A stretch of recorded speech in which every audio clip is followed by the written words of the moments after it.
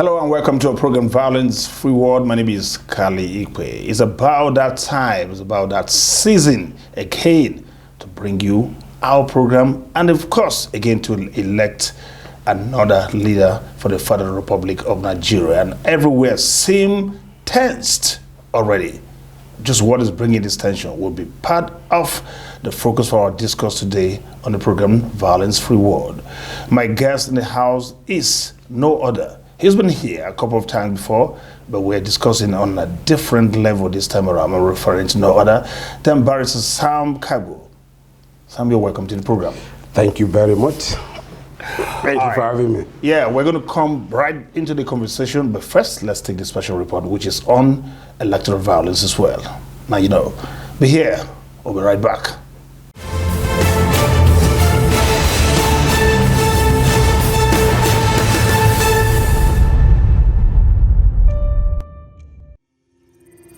Since independence, elections in Nigeria have been associated with volatility. This perception stems from the incidents of violence experienced during and after elections. The 1964 elections recorded violence in unprecedented proportions, resulting in widespread arson, looting, and killing. Similarly, in 1979, though with a lesser intensity, violence broke out at various locations across Nigeria in protest of the election results that announced Alhaji Shehu Shagari as winner over Chief Obafemi Awolowo.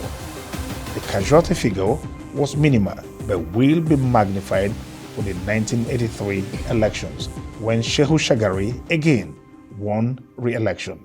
A significant dimension to that election was what played out at the state level, particularly in Ondo State, when Chief Akin Omoboriwo was initially pronounced victorious over incumbent Governor Adekunle Ajasin, a decision that was later reversed by the courts. His supporters literally ignited the state while protesting the outcome of the election. 1993 was the next major election moment, and in a much more defiant and sustained manner, angry Nigerians protested the annulment of the election of Chief Moshood Abiola in the June 12 presidential election by the General Ibrahim Babangida-led military administration. The resulting political tension took over a decade to settle. Political analysts and pundits had from this legion of sad events begun to build predictions with a near sense of certainty that Nigeria's disintegration will happen in the not-too-distant future. The casualty figure that came with the 2011 elections led people in several quarters to assume a looming catastrophe could happen with the 2015 general elections. The D-Day finally came, replete with the usual drama of ballot box snatching, rhetoric of fury, and climaxed with the unlikely concession of victory by the incumbent President Goodluck Ebele Jonathan to opposition candidate Muhammadu Buhari. Interestingly, all of the palpable tension melted into wide jubilation and excitement. Many patriots have struggled with accepting this trend as part of our culture and would rather consider it an exception, hence the flurry of programs to change the orientation of the citizenry. Laws have been made to specifically deal with election-related violence and other forms of malpractices that promote violence. It seems, however, though, that the local political offices hold far overwhelm any sense of reason. Perhaps a deliberate attempt to make political offices less attractive may serve to reduce the incidence of violence during elections. Schools at our level, religious organizations, and the National Orientation Agency would need to redouble their efforts at getting the citizenry to appreciate that all elections can be credible and indeed violence-free.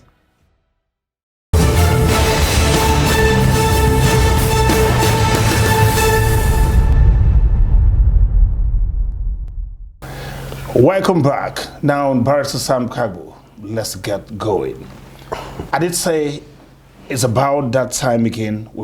We're approaching that season, or we are indeed in the season of electing new leaders for our country. Everywhere is tensed. And I don't just know why it has to be so every time.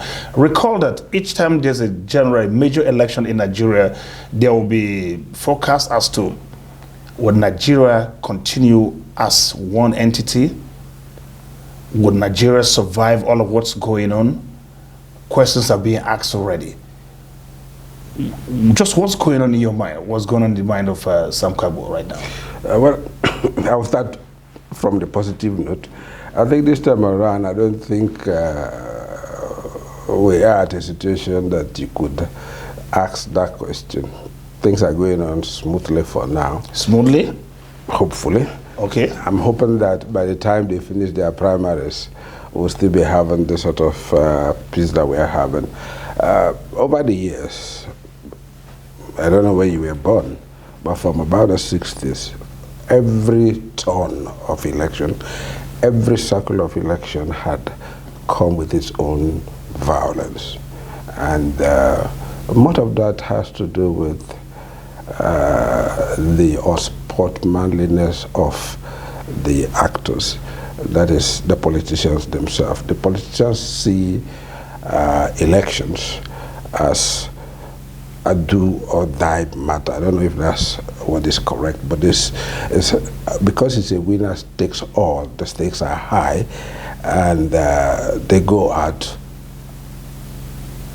all the way. What you would say, by all means, to get elected.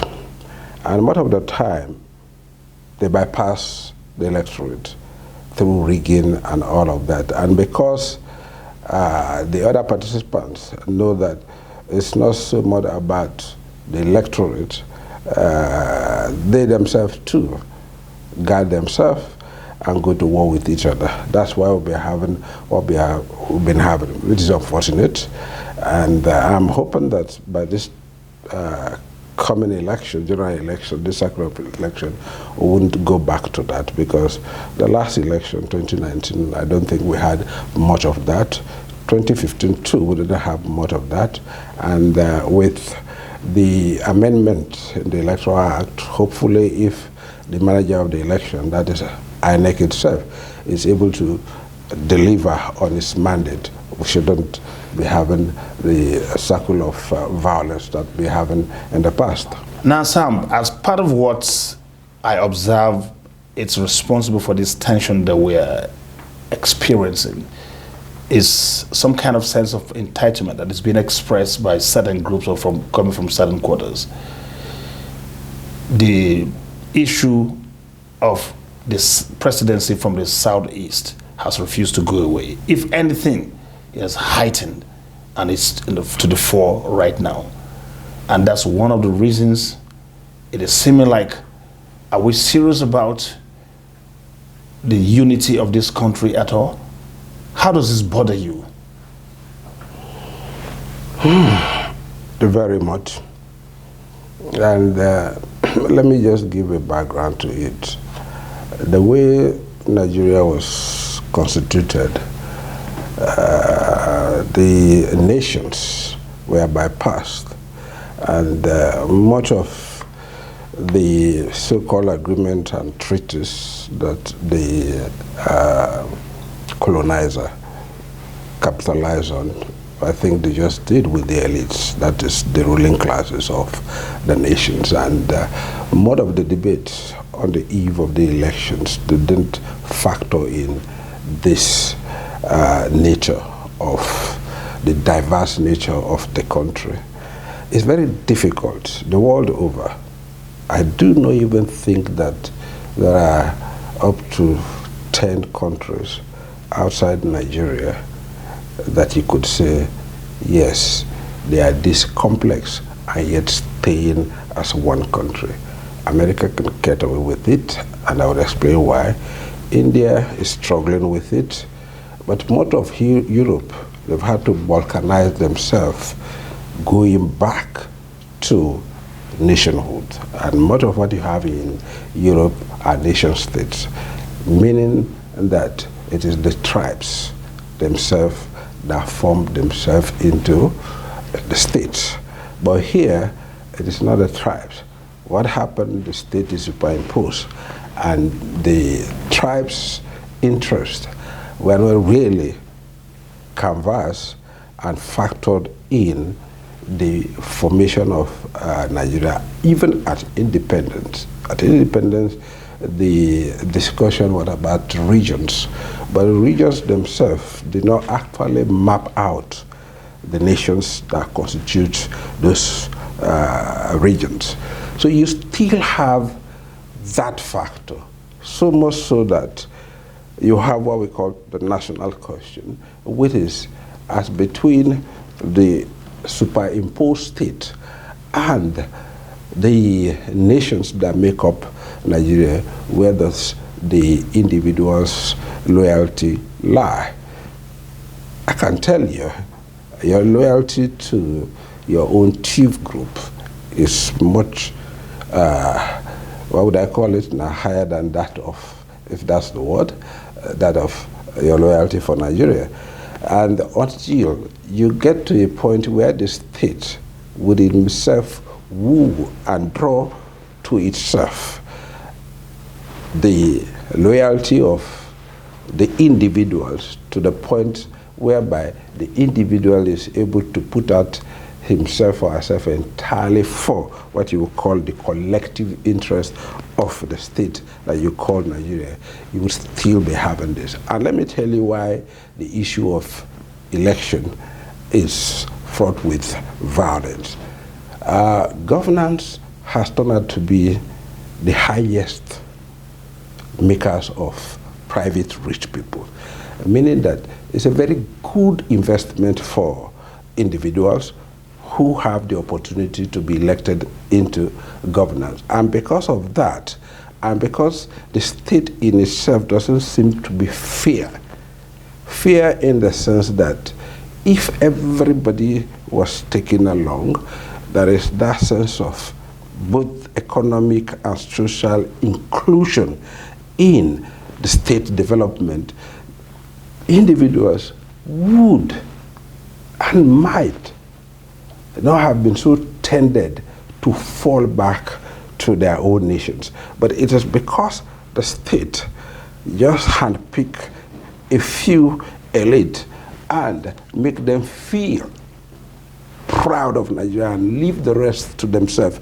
That's where you have these agitations. I do not really think that even if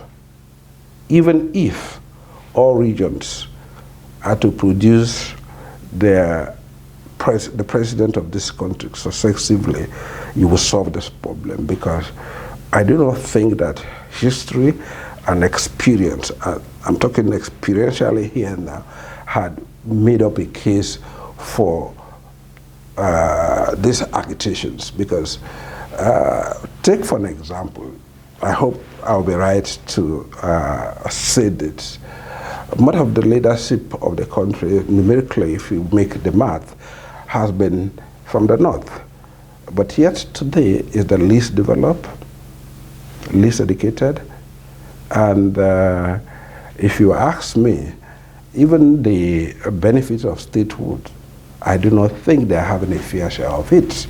There is hardly any northern part of the country that you would say, oh, they're having a very fair deal of governance.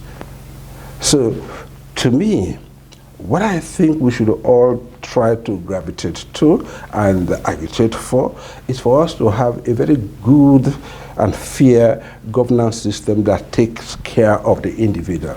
A governance system that would, as much as possible, strive to take away people from that poverty trap and enable the individuals to create wealth. Okay, now the symptoms are manifesting in various ways, and just like there's IPOB, there's ESN, there's all sorts of groups, all reacting to this same situation. But that will be part of what we're going to come back and discuss after this break. This is Violence Free Water. We're speaking with Sam Kargbo. We're going to be right back after this time out.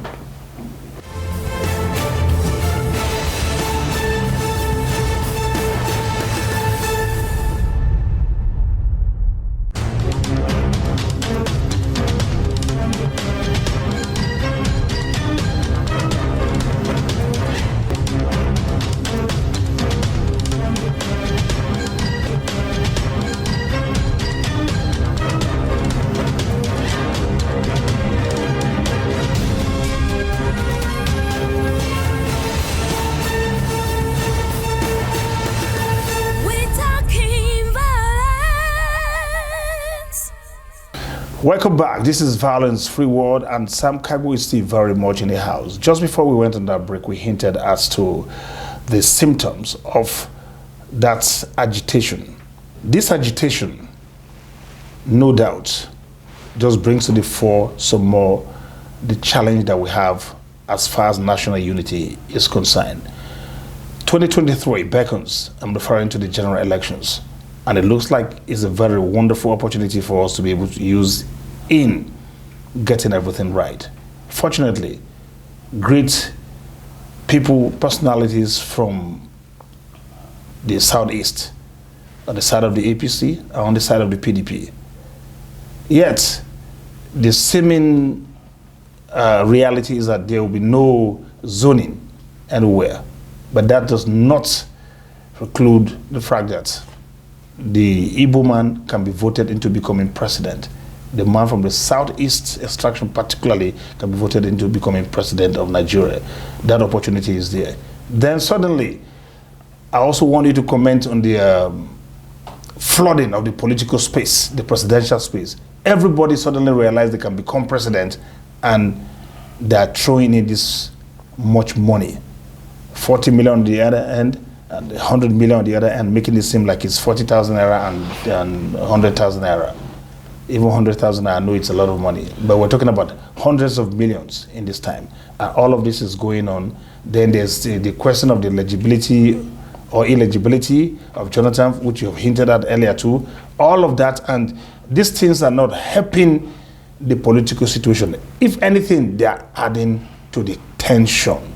Please, I don't know in which order you're going to address this, but I know you're a lawyer. Okay, let me start by making this point. If we had very good, well-managed, well-constituted and principled political parties, some of these problems could be solved by the political parties. What am I saying here? The political parties are agents of the state.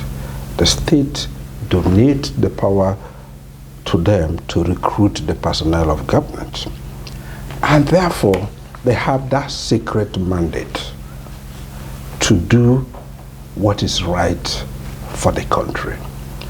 And that is why they have the opportunity and they have the power to decide that for the good of us, we want this presidency to come from this part of the country. They can do that. Now that it seems for the ruling party that indeed they want the presidency, that is their presidential candidate, to come from the south, the rotation has been fulfilled. I would have thought that the machinery of justice and equity that flew from that would also have encouraged the zoning of the ticket to the Southeasterners. If not for the benevolence of the state could have just said, let religious bodies recruit the personnel of governance for us, because in any case, every Nigerian belongs to one religious body or the other. But the state said, no, let political parties do that for us. And to me, it is their failure to do that which is right that you have this. Now coming to the issue of this floodgate, let me address specifically the APC, because what? They are in government and they hold the reins of governance. You see, for the first time in the history of this country, you have ministers who are 7 years into the office. That long. I do not remember when that happened. You have ministers staying in office for that long. And out of that bulk, you have that number of them. All of that number picking forms of 100 million to vie for the presidency. What would prevent me from thinking that they must have made so much money that they feel they are rich enough to face the hurdles of the campaigns? What would also prevent me from saying that all along things have not been going so smooth? Because what? From day one, they have their eyes on this, and therefore they've been cutting corners. What would prevent me from thinking so? What would prevent me from thinking that the monies they want to use for the campaigns are monies that were meant for the good governance of the country? That's where I have my worry. That number, it tells a worrisome story. But you are aware that these forms are bought for them. People, there are groups. It's against the law. All of that. You see, when people you're not convinced. It's not a matter of. I do not think they want even you to be convinced. They don't care. It's all part of the audacity, all part of the disdain and disrespect that they have for the public. That's why they go around those faceless entities. The law is clear. Organizations, bodies are not supposed to what? Fund political parties or campaigns. Clear. They know that. And yet, they use those proxies, those surrogates, to tell Nigerians that they are not the ones buying those forms, picking up those forms. The question I would ask is, what would prevent me from thinking that these monies are coming from terrorist groups? What would prevent me from thinking that that's money laundering? You see, that swirl of disrespect, it permeates everywhere, to the point that people are even contemplating that ex-president, former president, Goodluck Jonathan, should go back into the fray and spend just one term and let power go back to the north. Do you know what that means? What would prevent me from saying, assuming he picks up the APC ticket, what would prevent me from asking President Muhammad Buhari to go and kneel down and apologize to Nigerians? Because what that statement is saying is that he had no business to be in office in the first place. Because Jonathan was voted out of office because people thought that if governance was not taken from him, there would not be a Nigeria tomorrow. That was why he came into office. And it is after 8 years, somebody is contemplating that the same party that took that power to him is saying that there is no competent person from within them, no person worthy enough to take that ticket. They will go back to Jonathan. What would prevent me from saying that you wasted Nigeria's time? You shouldn't have been there. That thought in itself is disrespectful of Mr. President and disrespectful of Nigerians. And the worry I even have is that cautious, or what would I call it now? the inability of former President Goodluck to come out categorically, not through proxies or surrogates, to say, hey, I'm done with that. Not to talk through surrogates. It is highly improbable that somebody would go pick a form for you without discussing it with you.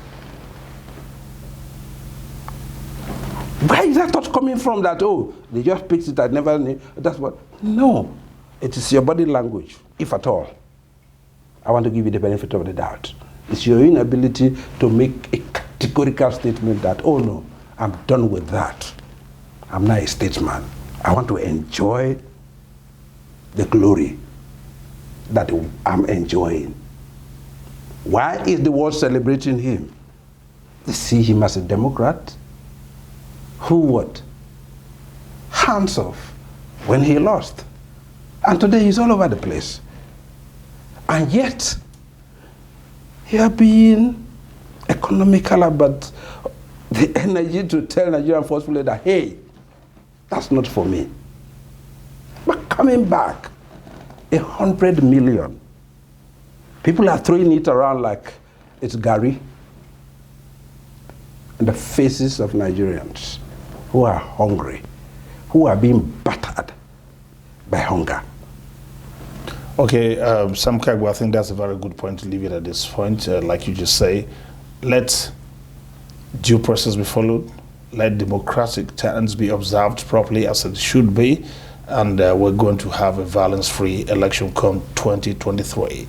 Well, at this point, I must thank you very much for finding time to oblige me again. Thank you very much. Thank you very much. Thank you very much. Well, I've been speaking with Barrister Sam Kargbo, a barrister at law, as indicated from the name, and the principal of Jackson Kargbo and Associates, and a public affairs analyst. Same time next week promises more if you endeavor to be here, but until then, please remember to remain on the road to a violence-free Nigeria. Thank you for watching.